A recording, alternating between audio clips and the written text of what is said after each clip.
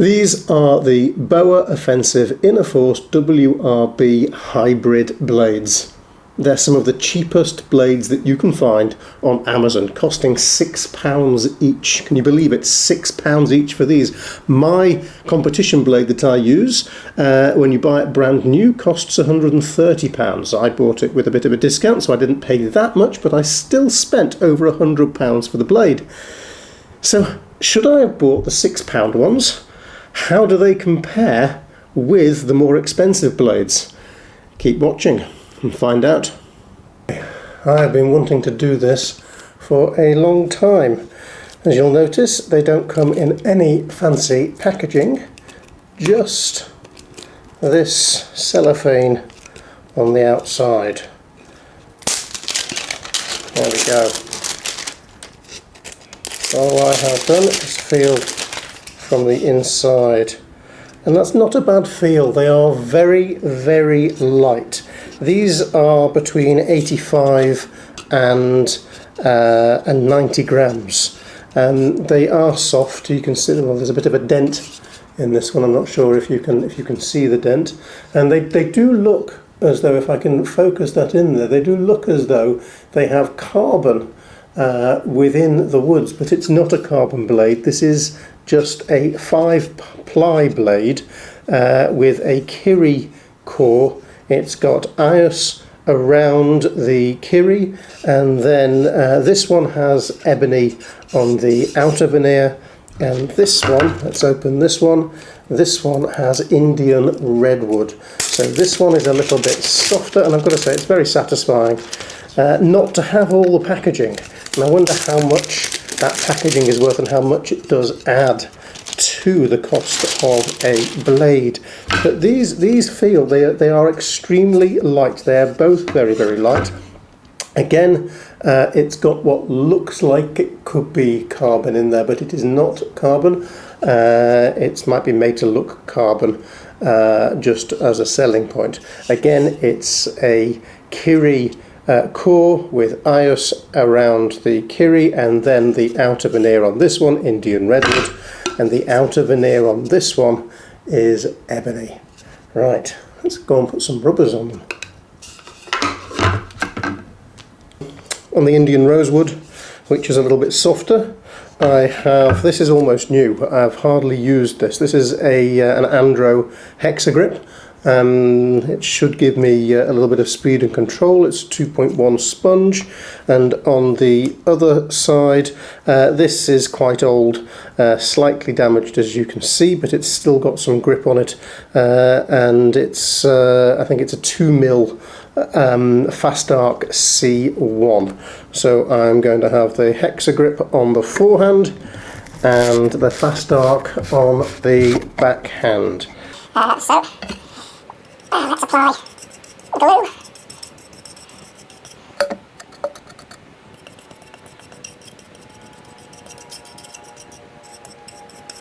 Make sure that's evenly spread. And we'll also put some of that on the rubber. Again, make sure that is evenly spread. So we'll have to wait for this to dry. So we'll give that a few minutes and leave that to dry. Let's put this on.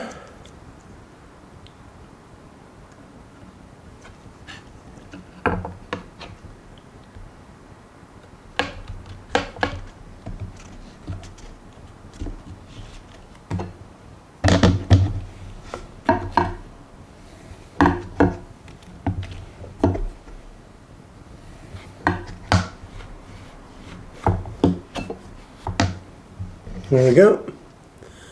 There's the forehand, and now it's not perfect at all, but it'll do for now. So now let's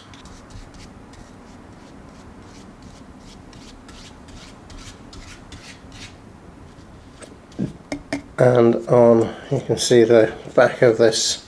This is a well-used rubber. It It's got some of the wood unfortunately stuck to it from the previous blade that it was on.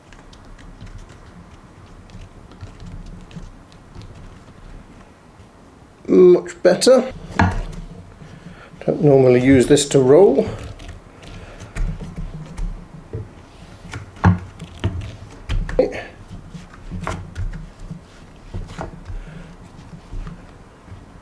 There we go.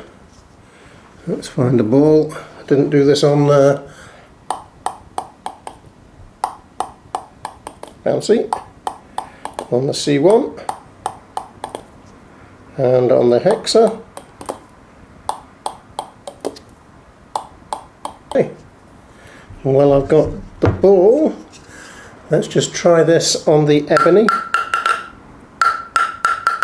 It's a very woody, a hard woody sound. But anyway, let's glue this back next.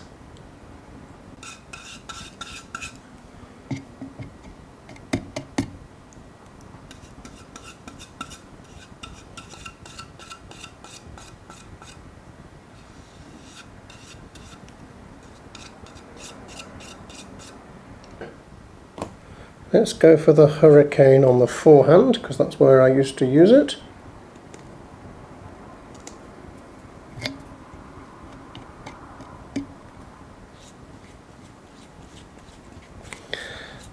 And the backhand I will use the Raxa. It's got a little bit more oomph in it, although it's still not as powerful as Tenergy or Dignix.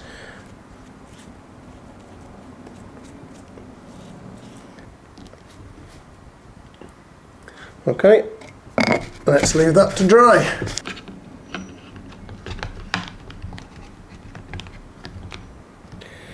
It's still quite tacky. It's DHS Hurricanate. That ball, it's magic, the ball's gone. Let's put the Raxa on there.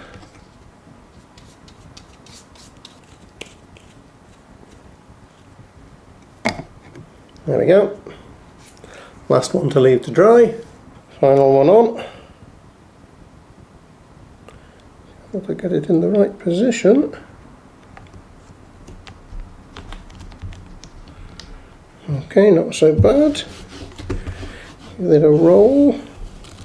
That is actually not so bad for a dead rubber. Yeah, that one with that thick rubber on the hexa, it feels quite heavy. Whereas this one, oh, this one still feels quite light, but the sponges are a lot thinner. We'll have to see how they play. Let's see how they play.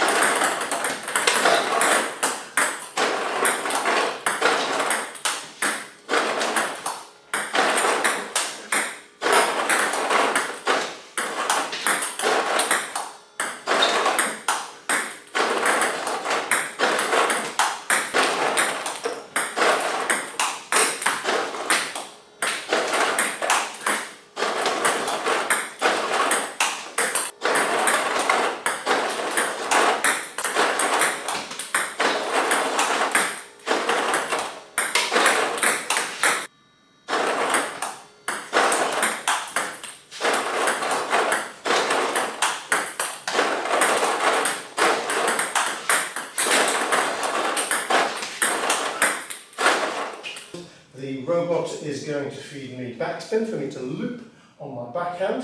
It's then going to give me something as if it's blocked back to me. It's going to bring me back a little bit of topspin for me to drive or block, and then it's going to go across the table to give me, again, as if it's blocked to that side, or giving a little bit of a drive to that side for me to counter drive through.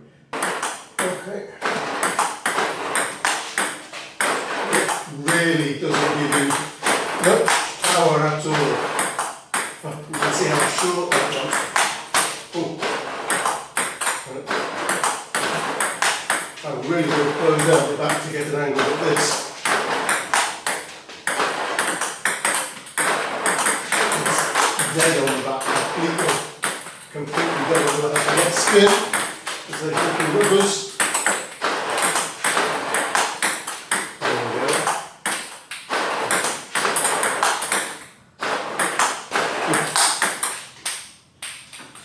Oh. It's like playing with a youth club bat with good rubber on it.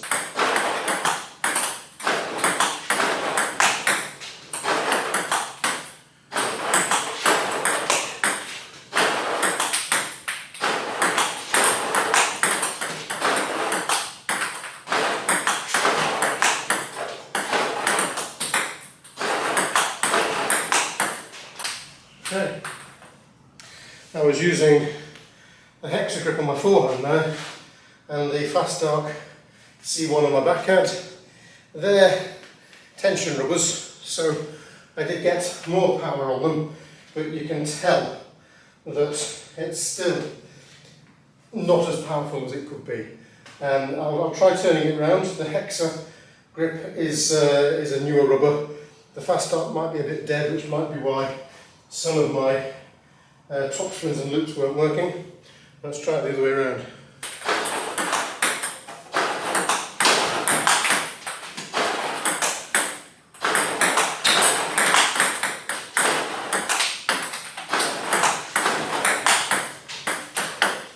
Oh, I like that much better. The C1 is a lot harder, so it does give you a faster drive on that forehand, and the softer hexa grip on the backhand gives you more control, and because it's a little spongier, it does spring off more, it gives you more dwell and more spring, so that was better and quite good control. There we go. And really going to put some force in it to make it go longer.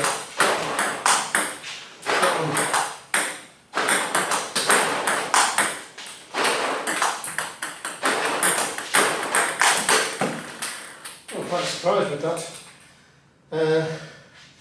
DHS Hurricane 8. Yeah, I had to get a little bit of swing in it, but that was not as powerful as I had with my rubber or with the Nikatu C1. But I was pleasantly surprised. Good control, good drive.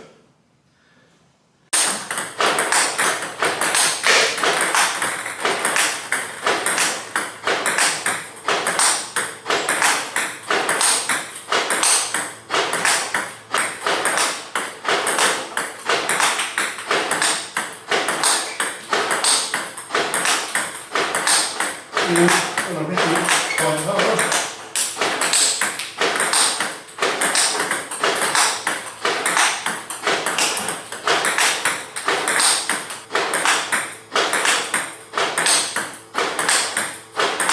Still cracking sound.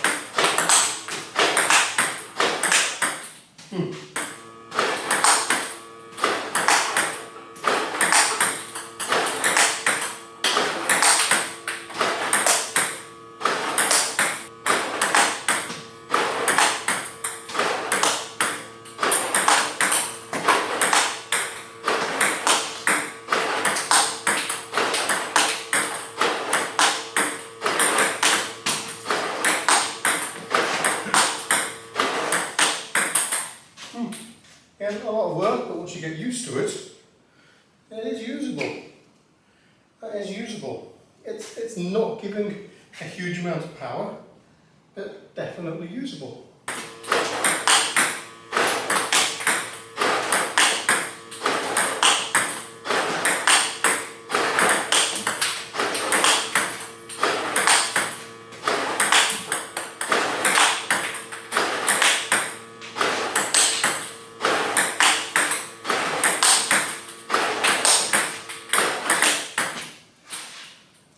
Now, I've described that as dead before, but it's tight rubber.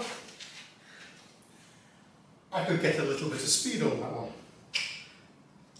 Not as much grip, but that was usable again.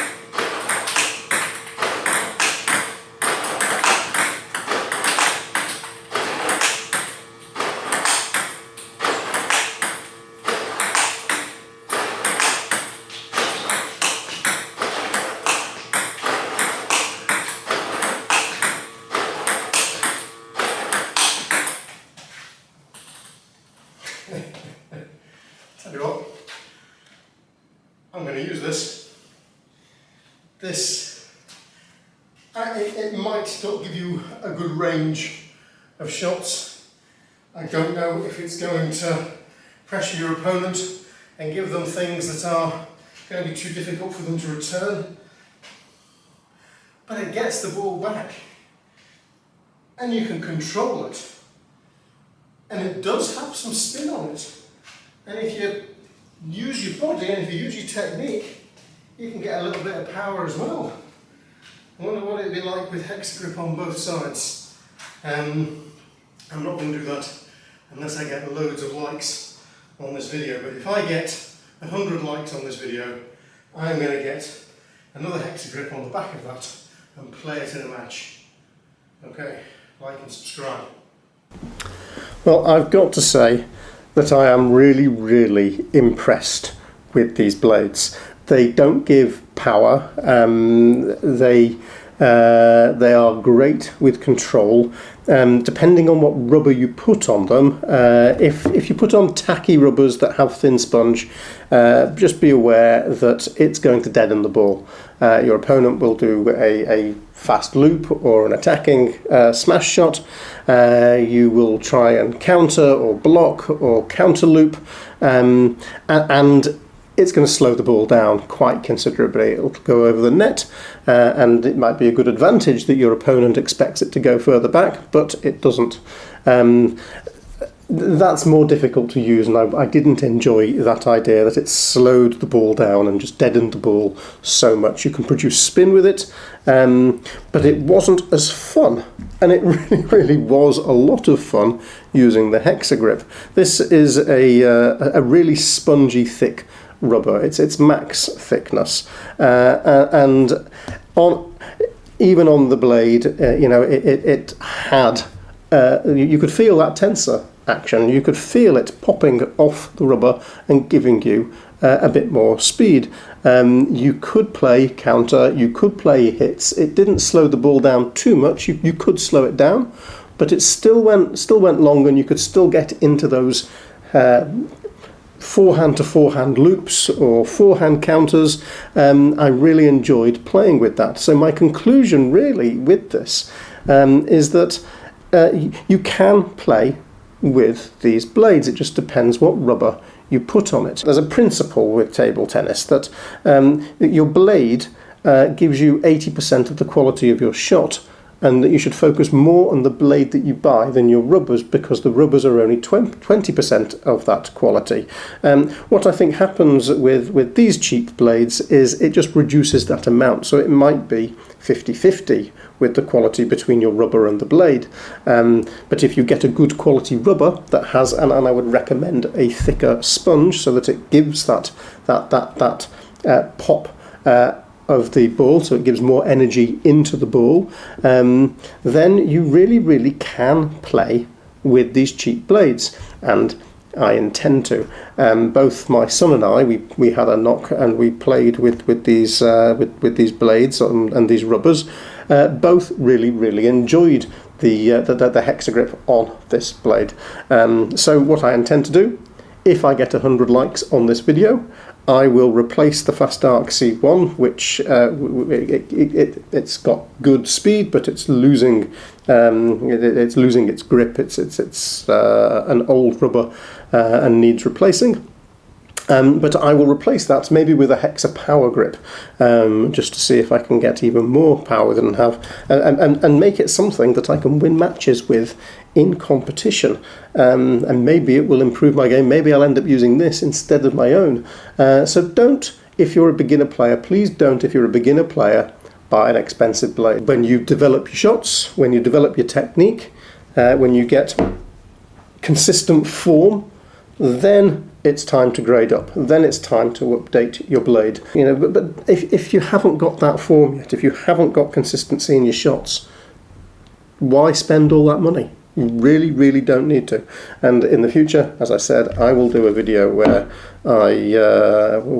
I play one of these blades with good rubbers on them in a competition, if I get the likes. So, like, subscribe, and leave comments down below.